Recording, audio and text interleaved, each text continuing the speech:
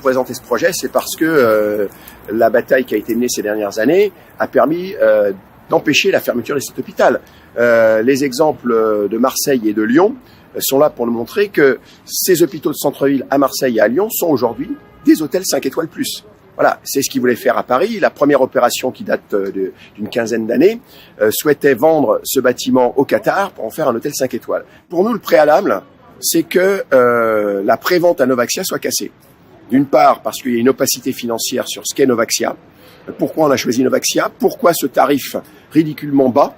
Voilà, donc il y a un vrai problème politique qui peut déboucher dans les années qui viennent sur un scandale. Donc il faut alerter la population pour qu'ils fassent pression sur les élus. Il y a une opacité totale sur cette vente à Novaxia. Première chose. Deuxième chose, c'est contrecarrer les arguments, y compris qui ont été remis en avant par Martin Hirsch, le directeur général de l'assistance publique, sur le fait que ces locaux seraient inadaptés pour un hôpital moderne. Ce n'est pas vrai.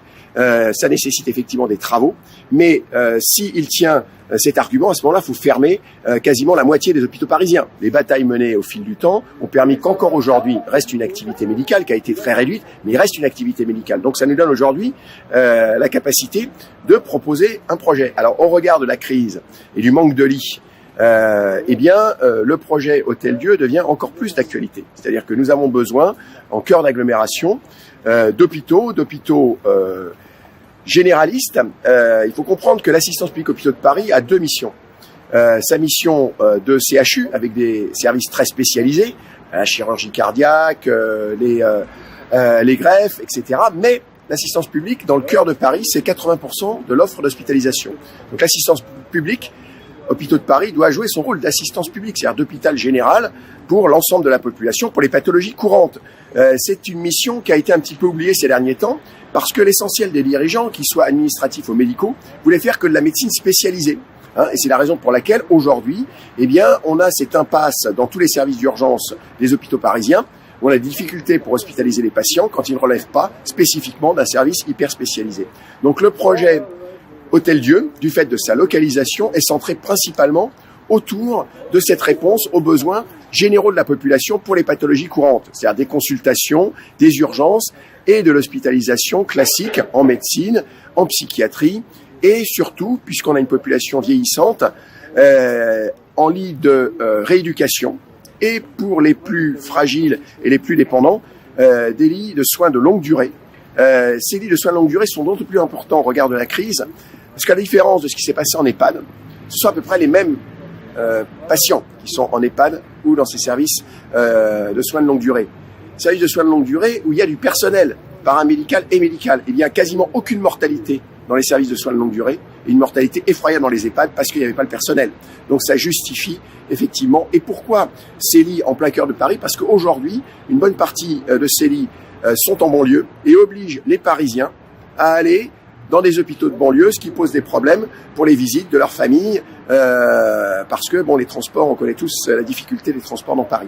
Les meilleurs experts en santé sont les citoyens et non pas les médecins. On voit que les médecins, il y a autant d'avis que de médecins, donc il n'y a pas une parole médicale unique et donc c'est pas aux médecins de décider quels sont les besoins de la population. C'est la population, effectivement, d'exprimer ses besoins. Alors, je voudrais quand même insister sur le fait que dans cet hôpital moderne, il y aura des lits d'hospitalisation, mais il y aura aussi des centres de consultation.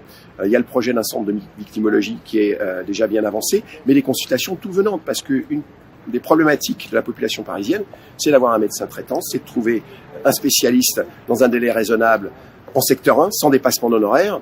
Et c'est ce qui est proposé aussi dans notre projet, c'est-à-dire un grand centre de consultation.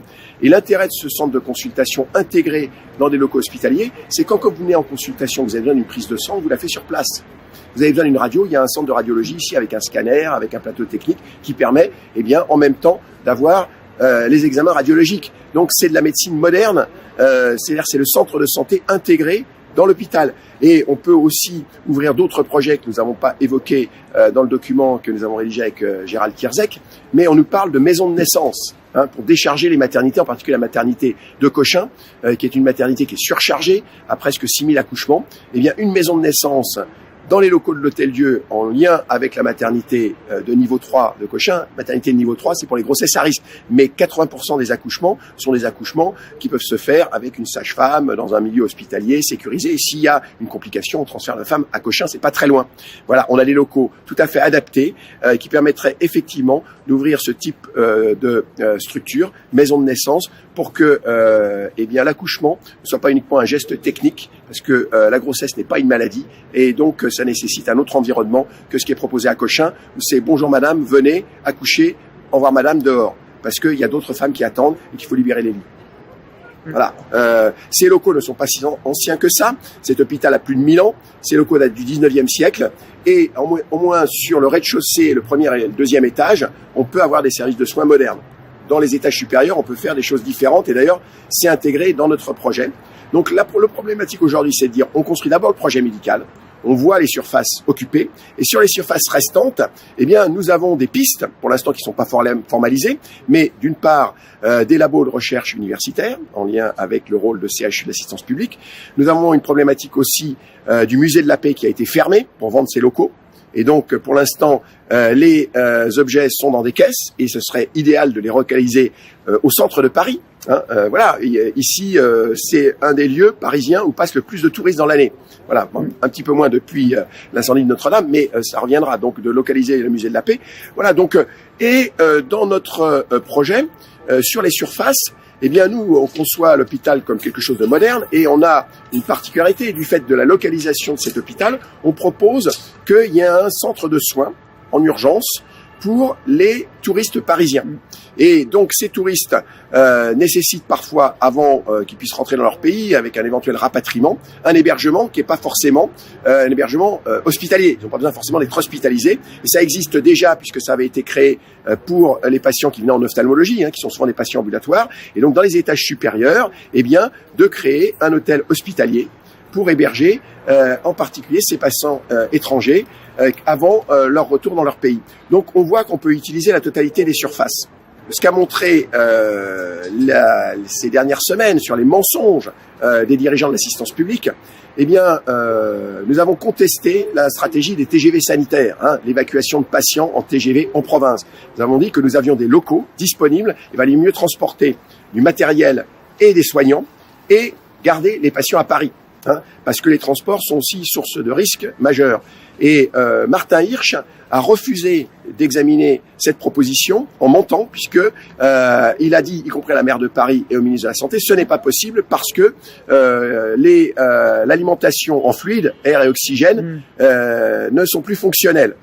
Dans l'heure qui a suivi, on a envoyé nos camarades ouvriers vérifier combien en pression dans l'ancienne réanimation qui a été fermée il y a quelques années, les fluides qui étaient fonctionnels. Voilà, donc on aurait très bien pu ouvrir des lits, et se pose encore le problème aujourd'hui d'ouvrir des lits sur ces surfaces pour les mois qui viennent, pour qu'on ait des capacités d'hospitalisation qui permettent de gérer à la fois les malades classiques et les malades Covid-19.